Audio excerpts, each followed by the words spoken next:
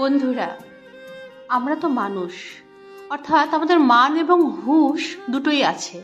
কিন্তু সত্যি কি আছে?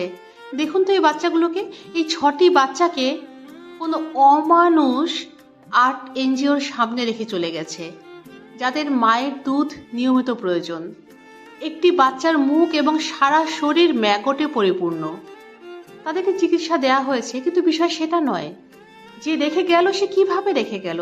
সে কি পারতো না এই ছোট্ট বাচ্চার সামান্য একটু চিকিৎসা করতে? বাচ্চাগুলোকে মা থেকে আলাদা করে, মায়ের দুধ থেকে আলাদা করে, পুষ্টি থেকে আলাদা করে একটা অচেনা জায়গায় সামনে ফেলে গেল। কি করে পারি আমরা এমন? কি করে বেঁচে থাকবে এই পৃথিবী? কি করে মনুষ্যত্ব বাঁচবে? একটু ভাববেন, আমরা যেন এমন অমানবিক না হই। যাই হোক, ওই বাচ্চাটাকে চিকিৎসা দেওয়া হয়েছে, ওষুধ, ইঞ্জেকশন সবই দেওয়া হয়েছে, স্প্রে দেওয়া হয়েছে। আপনাদের আশীর্বাদে আশা করি বাচ্চাটি ভালোও হয়ে যাবে। অনেক ধন্যবাদ।